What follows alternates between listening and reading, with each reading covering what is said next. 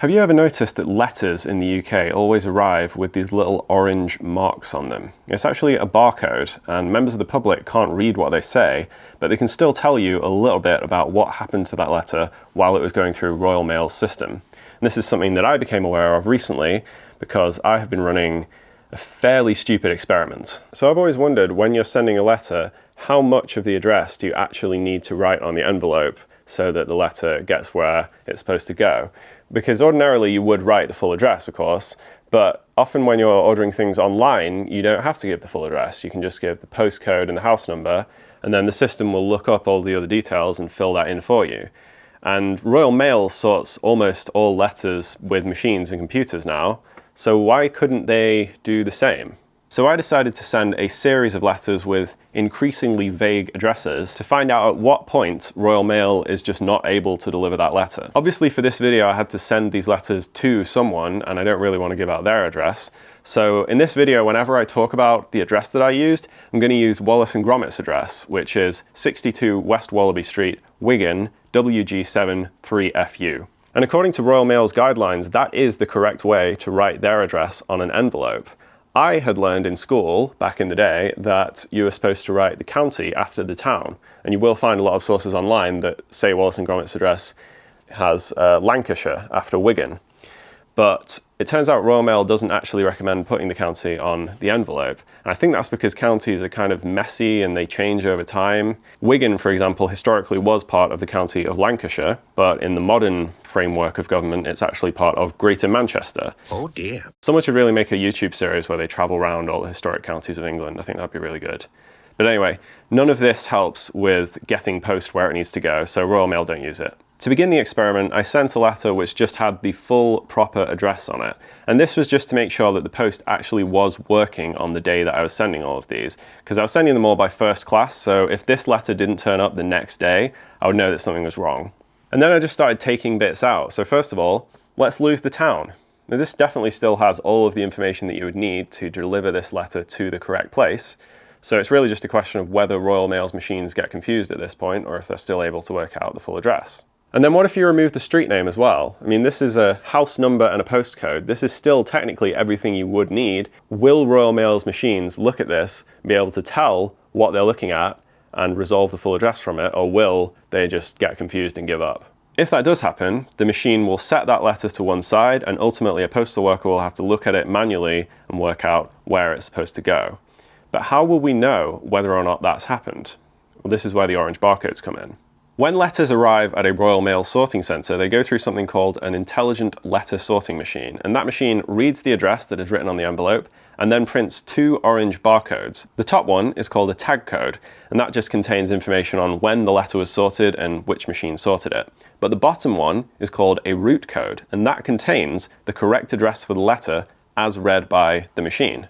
So if a letter turns up and it has the top orange barcode but not the bottom orange barcode, then that should mean that the machine was unable to read the address and it had to be dumped out and manually sorted by a human. So the question is, will the machine be able to read this and understand that this can be resolved to a full address? Also, I did travel around to loads of different post boxes to send all of these. I was trying to make sure that they wouldn't kind of get this set of letters with really weird addresses written on them and work out that they all are going to the same place and kind of group them together somehow. Now, usually, if you send something through Royal Mail's network, there might be other ways to keep track of what actually happened to it. For instance, you could get a tracking number.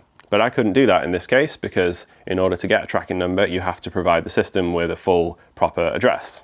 And I couldn't put an AirTag in them either because Royal Mail's rules say that if you want to post an electronic device with a battery inside it, you have to present it at a post office counter.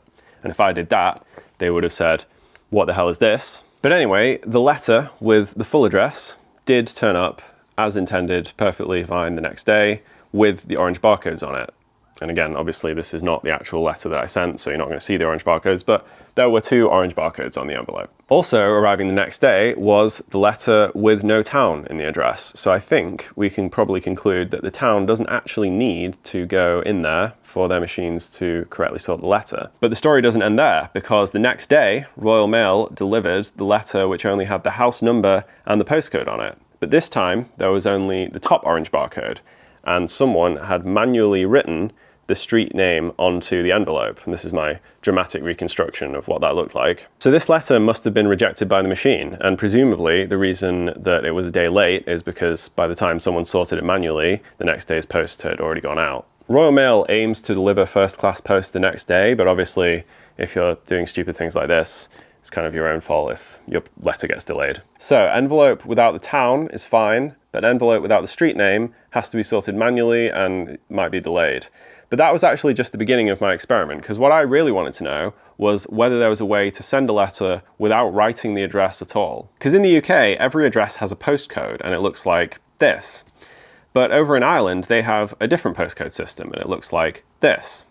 And at first glance, they look very similar, but the difference is that the British postcode only points to a street, or in some cases an apartment building, but the Irish postcode actually points to an individual address. So in Ireland, you can just write the postcode on an envelope, send it, and it will arrive where you intend it to go. So I wanted to see whether there was any way to do something like that in the UK, because every property does already have something called a unique property reference number. These have been publicly available since 2020, and the government at the time said that they should mean an end to the problems where postcodes aren't accurate enough to get deliveries and taxis right to your front door.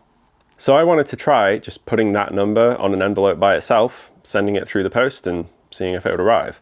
But then confusingly, I also discovered that Royal Mail has its own internal number called the Unique Delivery Point Reference Number. And this one was harder to find. I had to sign up for a third-party service and use an API, but I was able to find a UDPRN for the address that I wanted to send letters to. So I stuck that on an envelope as well and sent it on its way. It seemed possible that their sorting machines would be aware of one of these numbers and would be able to sort a letter successfully just from reading it. So I sent the UPRN letter, it did not arrive. And I sent the UDPRN letter, it did not arrive. So I would not recommend using either of these right now. At this point, I think I just completely lost it and I just started writing stupid things on envelopes. GPS coordinates, I tried an Ordnance Survey grid reference, and I tried a What3Words address. And to my complete and utter surprise, not a single one of them arrived. From my understanding, when Royal Mail is unable to deliver a letter, it will be sent to the National Return Centre in Belfast, where postal workers will have a look at it, and if necessary, they'll open it up, have a look inside, see if there's any kind of clue to a return address that they can go off, and if not, ultimately the letter will be destroyed. And I did leave a little note inside each of these envelopes with a proper return address. So I will have to update the description or leave a comment or something in the future if and when there's any update on the remaining letters. But as of right now, quite a few of them are missing in action. So what did we learn? Well, this is probably the minimum address information that you can get away with right now. This does technically work, but your letter will probably be delayed. And anything else, don't bother. I wouldn't recommend trying this, by the way, because obviously it creates extra faff for people at Royal Mail, but also it's just a big waste of money on stamps. So leave the science to the professionals. I'm going to do a Q&A on my Patreon, by the way. I haven't done one of those before. I think it would be something that'd be fun to try. So if you want to join my Patreon and sling some questions my way, I will answer the ones that I deem answerable. I will see you there.